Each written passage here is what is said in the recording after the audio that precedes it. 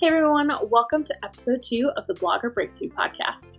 If you're new here, I'm your host, Liz Stapleton from elizabethstapleton.com and the founder of the Blogger Breakthrough Summit.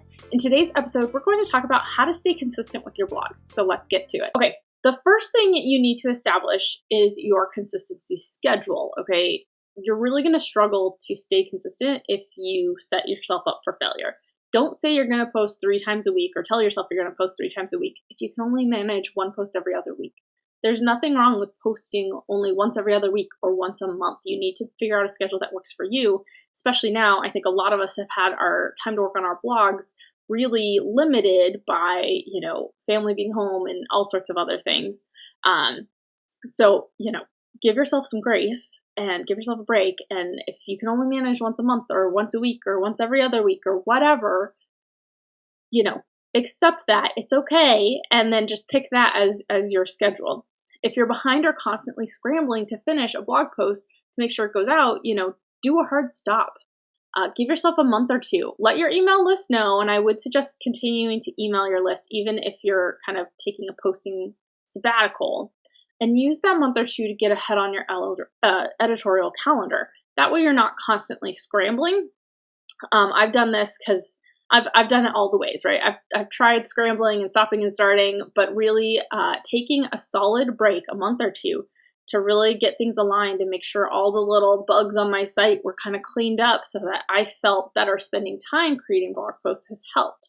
And it's much easier to take a break and then be consistent from there on out than it is to stop and start and then your audience never knows what to expect. Okay. So resist the urge to post something as soon as it's done, unless it's super timely. So, sometimes you do. I remember when I created my GDPR guide in 2018, it was super timely, like GDPR was going into effect. So people needed that information. It's okay to take a break. It's the constant stopping and starting that gets hard, like I said. Okay. If you are struggling to keep up, even after you've taken a break and, you've gotten ahead, just like you keep those meals in the freezer for when you're too tired to cook, I've got some quick on-hand solutions for your posting schedule. So the first idea is to update an old post. So if you've been blogging a while, chances are you've got some posts that could use to be updated. So update it and give it a new featured image. Now there's a technical, caveat to this.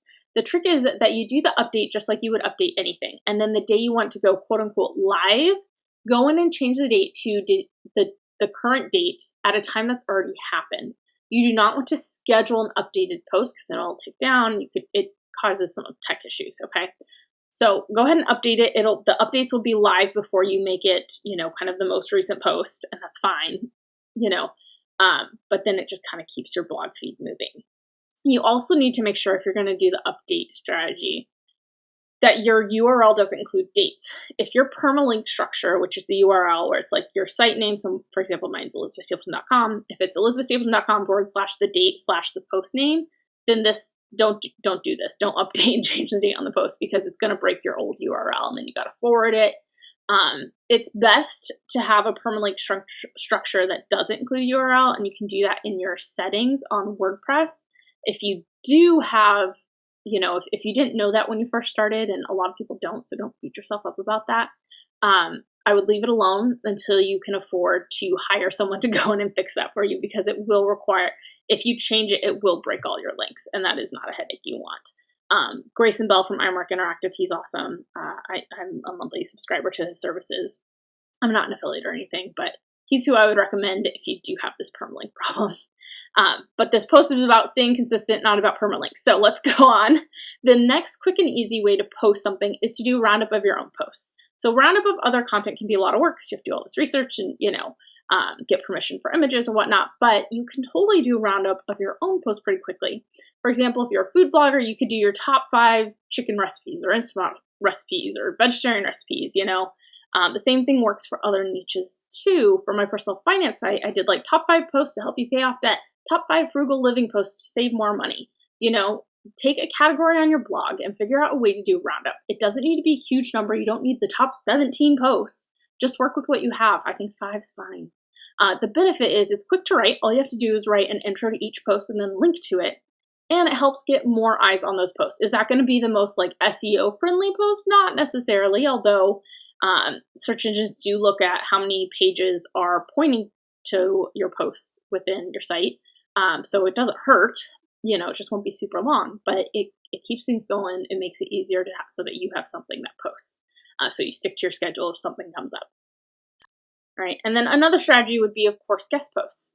Now, getting quality guest posts can be a challenge, but if you're in some sort of blogging group on Facebook, you can usually do a post that's like, hey guys, I've seen this done, especially for women who are about to have a baby, and they're like, hey guys, I'm about to have a baby. Can I have some guest posts to help fill up my posting schedule because I'm gonna have a newborn.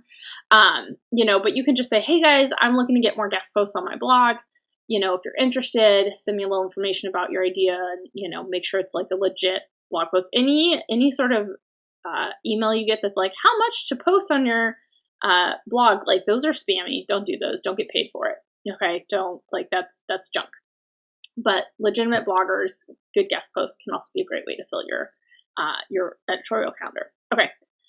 And the last tip I have to help you stay consistent is to batch like crazy, but only do one thing at a time, which I know sounds a bit contradictory. What I mean is this: if you're working to create the featured image for a post, do it for several posts at once, but just do the featured image. Worry about the Pinterest images later. When you're writing, just write. Don't try to edit and proofread at the same time. The more you batch like this, the easier it will be to keep things moving.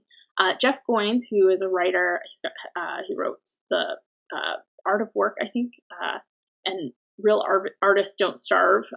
He spoke at the 2020 Blogger Breakthrough Summit about having a 3-bucket system for content creation. As long as those buckets always have something in them, you'll always have work to do and be able to put out posts. And these were the 3 buckets. He said a bucket of ideas, a bucket of drafts, so drafting it into something readable, and then a bucket of edits, so editing it into something publishable. So capture your ideas in a bucket, a bucket of drafts, a bucket of edits to do. And then your job is really just to move something from one bucket to the next. Okay. And as long as you do that, like each day you move something from one bucket to the next, then you're not going to run out of content. Okay. And the final tip is, which I know I already said final tip, but another final tip, a post-final tip, is don't get hung up on what tools you use for ideas or drafting or whatever. Do whatever works for your brain. Trying out a new tool just because someone mentioned something is a distraction, and it's a form of procrastination. If your current tool set isn't working for you, then okay, you have permission to go looking for other tools, but don't waste a ton of time on them. Because again, it's just procrastination in another form. I am an expert at that as well. But hopefully these tips will help you to be more productive and consistent with your blog posting. I just want to thank you for being here. I'm so glad you could join me for this second episode of the Blogger Breakthrough podcast. I hope you'll stick around for episode 3, where I'm going to be sharing some tips on how to prioritize when it comes to blogging. I'll catch you then.